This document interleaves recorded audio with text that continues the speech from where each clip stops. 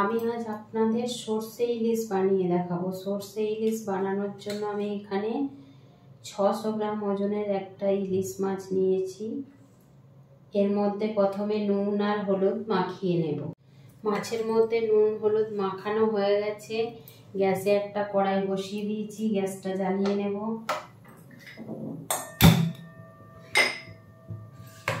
মাছটা প্রথমে হালকা করে একটু ভেজে নেব। কড়াই গরম হয়ে গেছে, এবার দিয়ে দেব সরষের তেল।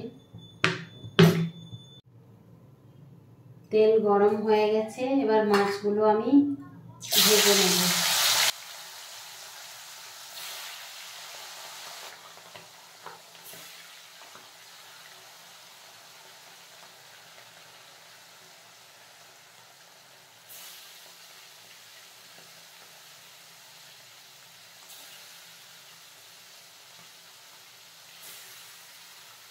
মাছটা এক পিস ভাজা হয়ে গেছে, আরেক পিস উল্টে নেব।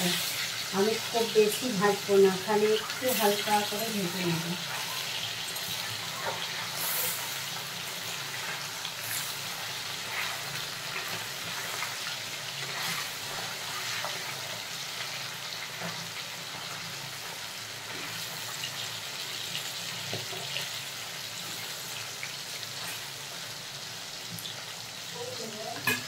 মাছটা ভাজা হতে থাক, ততক্ষণে মশলাটা বানিয়ে নেব।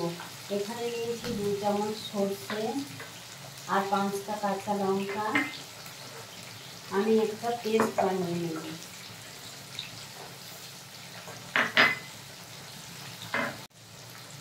আর 1 চামচ পোস্ত দিয়ে দেব এর মধ্যে।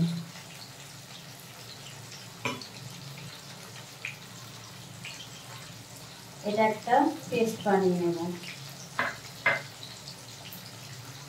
ইলিশ মাছ ভাজা হয়ে গেছে, আমি এবার তুলে রাখবো।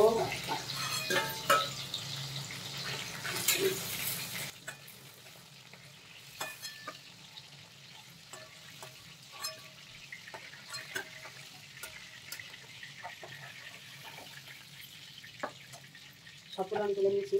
এতে অনেকটা তেল রয়েছে, তাই আমি তেলটা তুলে রাখবো।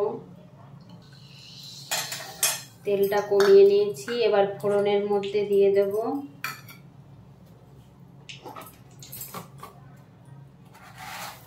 কালো জিরে,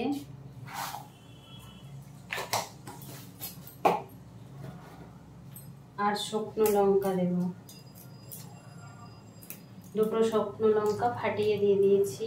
ভাজা হয়ে গেছে, এবার এই সর্ষে পোস্ত কাঁচা লঙ্কা বাটাটা একসাথে বেটে রেখেছিলাম, সেটা দিয়ে দেবো এর মধ্যে।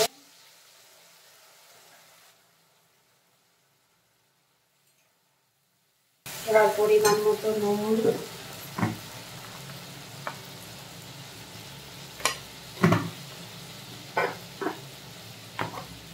পরিমাণ মতো হলুদ গুঁড়ো দিয়ে দিচ্ছি, আর দেব একটু জিরের গুঁড়ো,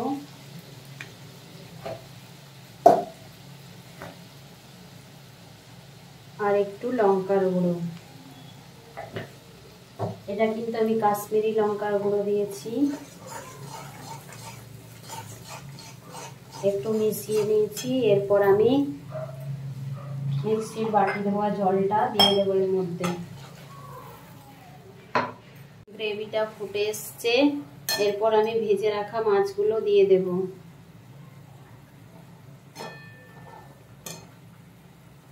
ইলিশ মাছ খুব নরম, ভেঙে যায়।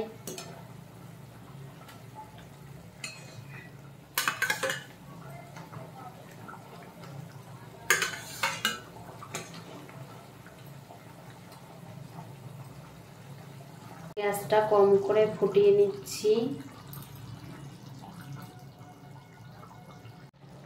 আমি 2-3 মিনিটের মতো ফুটিয়ে নিয়েছি, উপর থেকে তেল ছেড়ে দিয়েছে। ইলিশ মাছ রেডি হয়ে গেছে, সর্ষে ইলিশ।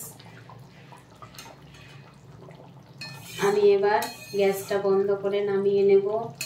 আমি যেমন করে বানালাম সেরকম করে একবার বানিয়ে দেখবেন, খেতে কিন্তু অসাধারণ লাগে।